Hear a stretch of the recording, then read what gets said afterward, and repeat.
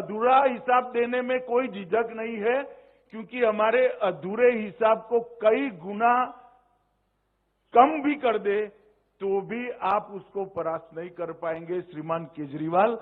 मैं दिल्ली के चुनाव के मैदान में आऊंगा तब पूरा हिसाब लेकर आऊंगा केजरीवाल जी। एक बंगलों से पेट नहीं भरा, 2 बंगलों से पेट नहीं भरा, 3 बंगलों से पेट नहीं भरा, 4 बंगलों से पेट नहीं भरा, 50,000 गज एक शीश महल बनाया दिल्ली वासियों के 45 करोड़ के खर्चे से। और केजरीवाल जी आपको इसका हिसाब देना पड़ेगा। हर वार्ड से 10 दिल्ली वालों को अपने घर पर चाय पिलाकर शीश महल दर्शन का एक बार कार्यक्रम बनाइए तो दिल्ली की जनता को मालूम पड़ेगा कि उनका मुख्यमंत्री कितने बड़े भवन में रह रहा है। दिल्ली के अंदर ये 10 साल में 68,000 करोड़ के इंफ्रास्ट्रक्चर के काम नरेंद्र मोदी सरकार ने किए।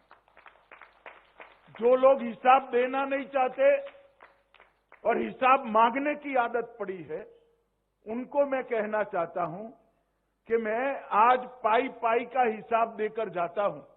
मुझे मालूम है मेरा हिसाब किताब अधूरा है, इससे कई गुना ज्यादा काम हुआ है, मगर मुझे अधूरा हिसाब देने में कोई झिझक नहीं है, क्योंकि हमारे अधूरे हिसाब को कई गुना कम भी कर दे तो भी आप उसको परास्त 60,000 करोड़ के इंफ्रास्ट्रक्चर के काम दिल्ली के विकास के लिए किए।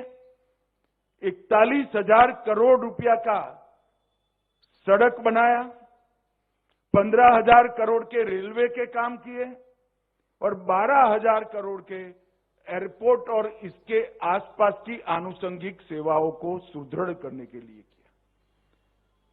दिल्ली मेरठ एक्सप्रेसवे अब सिर्फ 45 मिनट में आप पहुंच सकते हो। 8,000 करोड़ रुपया खर्च हुआ। दिल्ली मुंबई एक्सप्रेसवे 24 घंटे की यात्रा को 12 घंटे में बदलने के लिए हाई स्पीड कॉरिडोर बनाया जा रहा है। द्वारका एक्सप्रेसवे 7500 करोड़ की लागत से बन रहा है। ईस्टर्न पेरिफेरल एक्सप्रेसवे 11,000 करोड़ की लागत से बन रहा है और 500 दिन में पूरा हुआ। Urban extension road UER2 7,715 crore की लागत से बना है।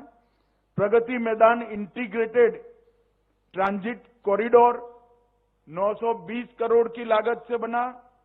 दिल्ली मेरठ RRTS रेल गलियारा 30,000 करोड़ की लागत से बन रहा है।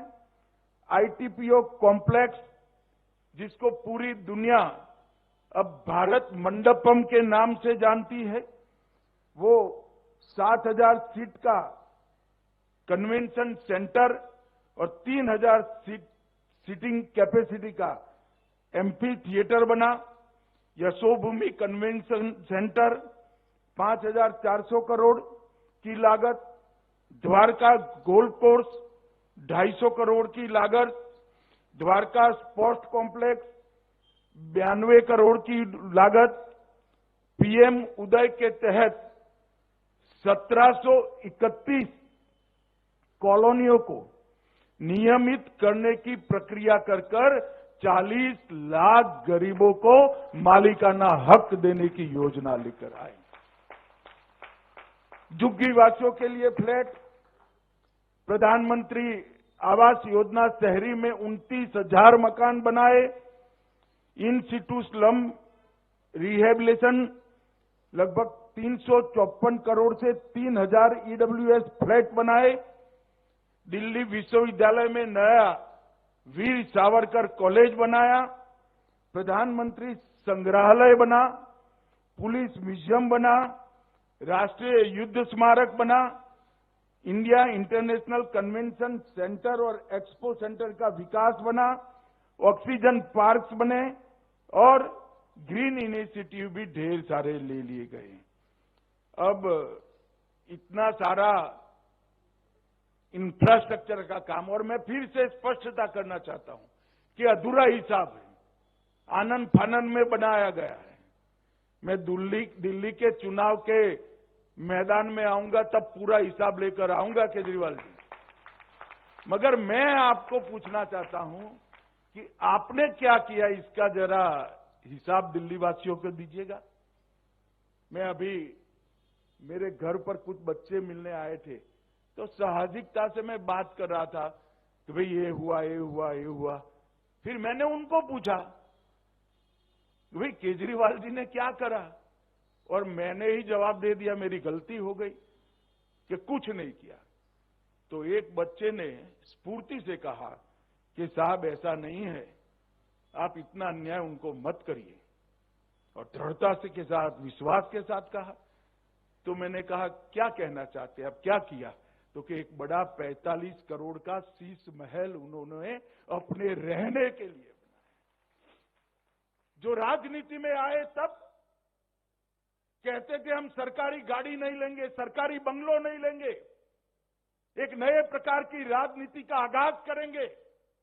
एक बंगलों से पेट नहीं भरा, 2 बंगलों से पेट नहीं भरा, 3 बंगलों से पेट नहीं भरा, 4 बंगलों से पेट नहीं भरा, 50,000 गज एक शीश महल बनाया दिल्ली वासियों के 45 करोड़ के खर्चे से।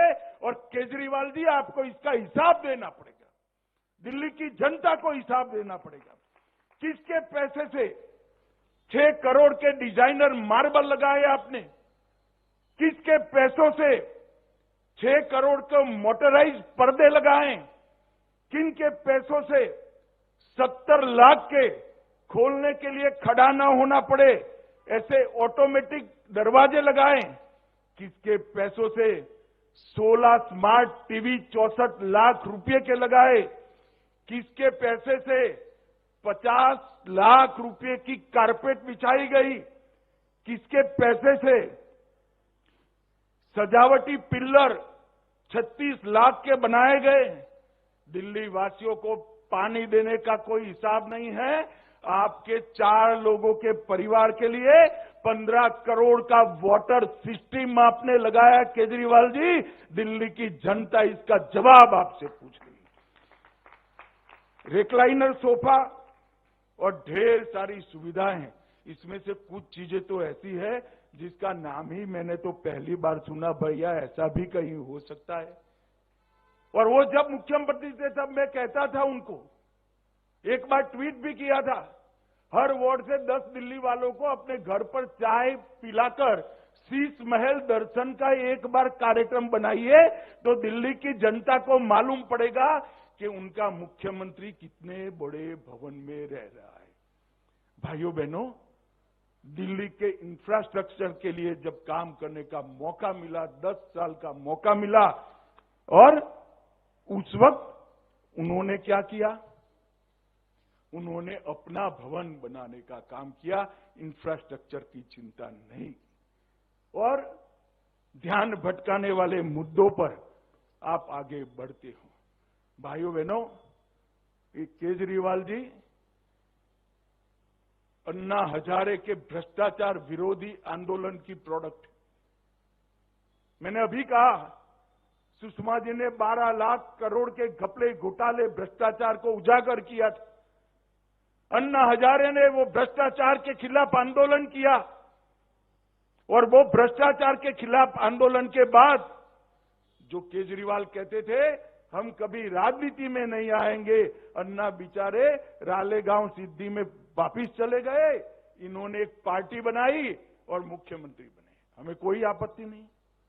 मुख्यमंत्री बनकर आपने किया, शराब का घोटाला किया, मोहल्ला क्लिनिक के नाम पर करप्शन किया, टेस्टिंग के नाम पर, दवाओं के नाम पर करप्शन किया, 16 स्ट्रीट का करप्शन किया, सीसीटीवी कैमरा के नाम पर करप्शन किया, बस खरीदने में घोटाला किया, और सबसे बड़ा घोटाला निजी सुविधाओं के लिए शीश महल का करने का काम केजरीवाल जी आपने किया है।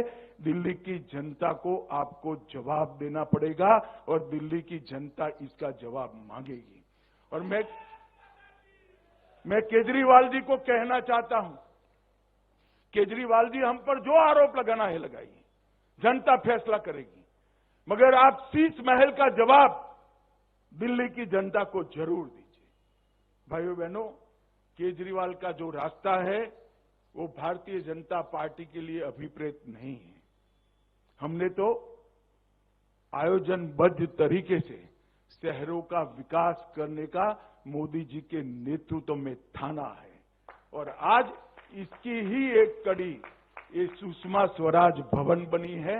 यहां पर सुरक्षा के साथ हमारी कामकाजी बहनें, बच्चियां रहेगी, अपनी कैरियर को एक शेप दे पाएगी और समाज के बीच में उन्नत मस्तक के साथ अपने अस्तित्व को वो उजागर करेगी।